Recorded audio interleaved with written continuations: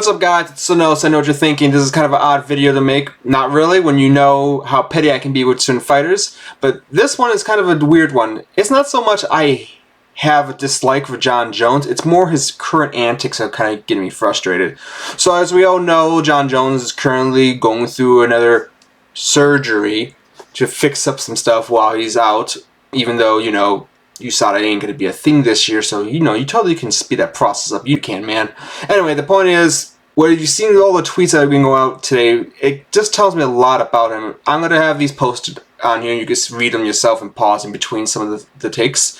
But, more or less, the first one that kind of going on was a rant about Tom Aspinall, about his interviews he's been going through. So Ray, you can read it here. It says, Tom, you've been talking about someone's ego running wild is one of the most hypocritical things ever. You really haven't kept my balls out of your mouth since you won that imaginary championship. Both you and Sergey have 0 championships between your names. It's funny that you actually walk around feeling like the world champion, especially when the actual champion's undefeated and had a flawless last performance. Literally didn't get hit in my last fight. Well, guess what? I hate to tell you this, man. You won off a vacant title.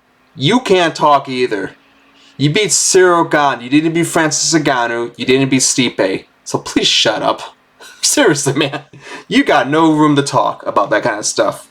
And you all know what? If you look through social media, there's a lot of comments people are making. So people are saying, another really fun one was, so you covering you retiring after Stipe, and his kind of thing is, oh, I'm not saying that. What I'm saying is coming back from 2 different surgeries and defeating Stipe is my primary goal and a huge feat if you ask me. We have both already agreed to us contracts. A win for each one of us would be absolutely massive for the other of our careers. Despite how good Tom might seem right now, a win over him really does nothing to my legacy. That's just truth. That's all I'm saying. I understand a lot of you guys don't fully understand what's happening behind the scenes. You don't make it as far as myself and Stipe without realizing the business side of things. Oh, yes and no. Here's the problem with that, Jon Jones. You're beating up on a man who's going to be close to 42 years of age. Also, you are ducking. He is the interim champion.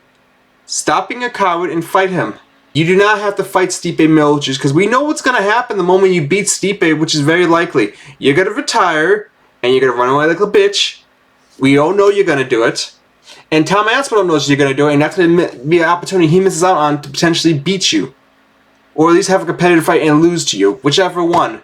The point is, he's going to get the same thing that we've seen with DC and everyone else kind of gets. Okay, I'm the champion, but I didn't get to beat the champion. You know how that feels right now, Francis, but I know you don't really care. You're just like, well, I got my belt. Who gives a damn? But it is frustrating, guys. If you see another one of his tweets right here, we'll go over here. What I refuse to do is be like a lot of these other fighters who stuck around too long. That just won't happen. Your boy Bones Jones over here, despite what a lot of people may like to think, has set himself up pretty well in life. I want Stipe from a resume outside of that. I need nothing else from this sport. I came, I saw, I conquer. Well, guess what, man? That speaks of someone who's planning to retire. That doesn't speak of someone who's going to stick around afterwards with Stipe, if you ask me. And your fans and all your critics and just people who love the sport overall can see it too. Are you trying to pretend that you're not going to run away afterwards with a nice paycheck? Yeah, your legacy is already cemented.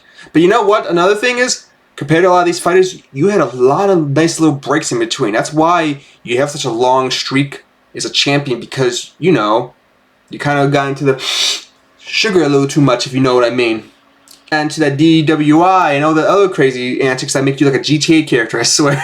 But it's crazy when you really think about it, though.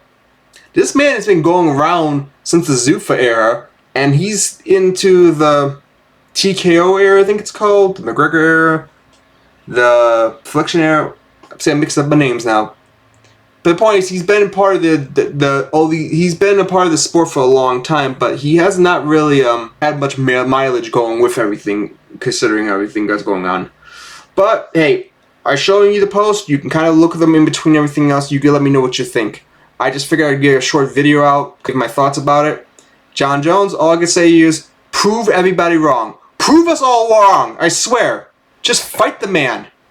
Beat Stipe, and then come back and beat Tom Aspinall. You beat Tom Aspinall, then retire, you proved your point. You don't, you're proving his point, exactly. And your ego on top of that. So that is all I have to say for now. I thank you guys for your time, and I'll hopefully will see you guys sometime during the week.